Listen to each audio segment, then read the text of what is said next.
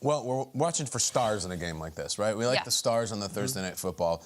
And for the New Orleans Saints, I just want you to come on a journey with me through the 2022 Saints. I'm going to bring up touchdowns scored by the 2022 Saints. Look at the upper left-hand corner, okay? Taysom Hill, 5, really unique player. Michael Thomas been hurt, 3. Chris Olave, 2. Mark Ingram back with the Saints. Latavius Murray comes up from the practice squad. He is currently a Bronco. He has 1. Upper right corner, Traquan, Marquez Callaway, Adam Troutman, undrafted rookie Rashid Shaheed. What does that say in the bottom right? No. That is a 0. Yeah. 0 next to Alvin Kamara. I said stars.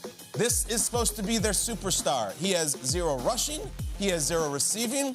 Guys, if my memory serves, Alvin Kamara had 6 touchdowns in 1 game. He has 0 touchdowns on the season.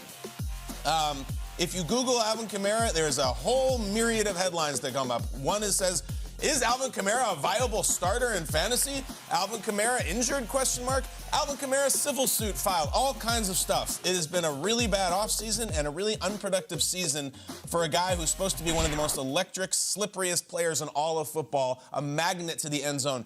0 touchdowns. Alvin, I know you got a lot going on in your life and your career and your body and everything like that. It's time to get this thing going because if the Saints are going to go anywhere, number 41 has to carry them. Let's have a night tonight if you're a Saints fan. Let's get in the end zone, Peter, once. Yeah, and I think if you're a Cardinals fan, you're saying, can we get something going? If you're a Cardinals fan, you're a season ticket holder, do you know you haven't seen your Cardinals win in that building since October 24th of last year? Oh, that's crazy. Nearly a calendar year. Look how ghastly that screen is. Was that on the 7-0 start? That was the 7-0 start. They beat the Texans 31-5 on October 24th. They haven't won since. They got to 7-0 and haven't won. Wow. And lost to the Packers on that Thursday night game, and it has been just a downhill.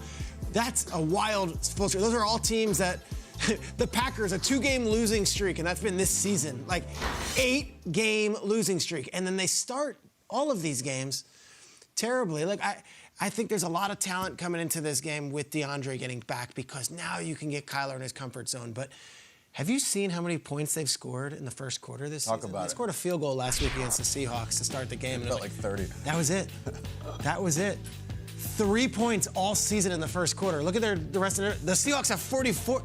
So there's clearly something here. We don't win at home and we start terribly. Okay, that seems like we can remedy that maybe tonight. Get out early, get a touchdown, put a field goal through the goalpost, get a nice 10-0 cushion, and you don't have to live this way. Those Cardinals fans are diehards. They have seen a lot of bad football over the last 30 years. They've also seen a lot of good football. Hell yeah, they have. They shouldn't have to suffer through loss after loss after loss, and they shouldn't have to wait till the fourth quarter for Kyler to pull some rabbit out of his hat. Hey, Arizona, if you're watching, what I'm looking for, a fast start and maybe a victory at home. Maybe. Jay, when you see that they never score in the first quarter, or like they just don't, what do you... Coach, quarterback, what is it? What is that?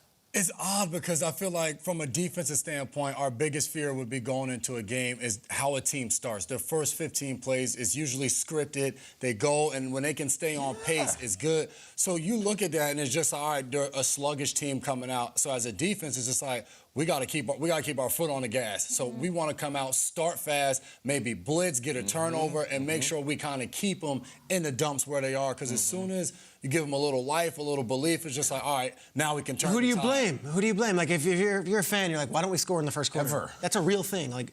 I mean, as a player, I always blame coaches. Yeah, that's fair. I just like to blame coaches. I don't want to. But it comes down to, because I can say from the outside, oh, yeah, it's coaching. Cliff Kingsbury isn't coming up with a plan that works. But at the end of the day, players enter the field, and you have to execute.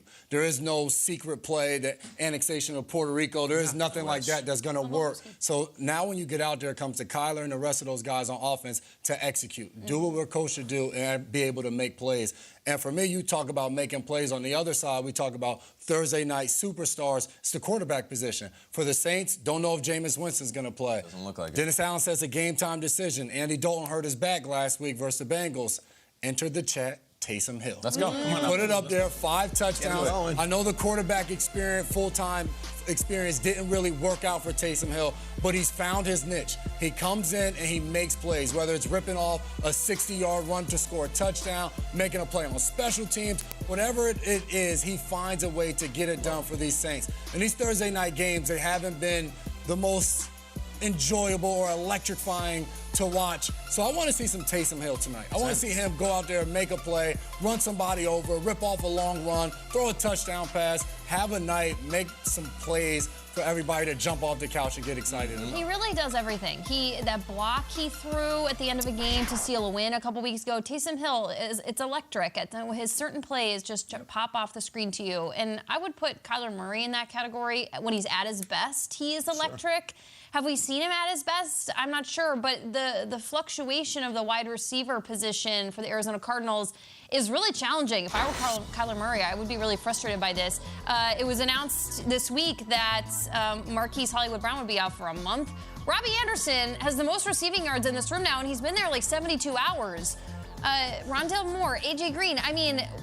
Get D-Hop back. Now we're getting DeAndre Hopkins back, but he hasn't practiced, and he missed the last 4 games of last season, and it's just the team chemistry and how they can respond and bring Robbie Anderson in quickly is going to be really interesting to me. The lasting image for me is Robbie Anderson's behavior on the sideline last weekend. Panthers great Jonathan Stewart was on a podcast a couple days ago, and he said, you should check your temper tantrum, and then Robbie Anderson responded to that, and it's just like, Robbie Anderson, like, you have to respond by playing, and I know your receiving yards is up there, but, like, be a person that is a highly touted target on a team that has a potential to be on the up and up for the rest of the season. You have a potential to go into this room that badly needs a great pass catcher. No doubt. And make a name for yourself. And frankly, spin the narrative a little bit on what people are thinking about you right now. No doubt. And I think one of the things Peter hit on a lot last year was when DeAndre was off the field, Kyler turned into a different quarterback, and it all just fell apart. And he hasn't been the same since. It hasn't. Yep. But now he's back. And I would just say this. We like to pull from the world of professional wrestling sometime. I look at those two records. I see 2-4 versus 2-4. This is a loser leaves town match, meaning 2-5, see you later. Like, we're not going to talk about you. You're not. 3-4, all right, we can get this thing back together. Maybe you join the party. Loser leaves town. You lose this one on Thursday night to get to 2-5. We'll start talking about you around the draft. And in divisions that, like, 3-5 could play, or 3-4 could play. I don't mind it. So I don't mind it at all. I like it better than 2-5. Yep. Thursday night football. We got to come next week. It's Ravens versus Bucks with Brady and Lamar. But guys, just hang tight. We got one more here. Let's go.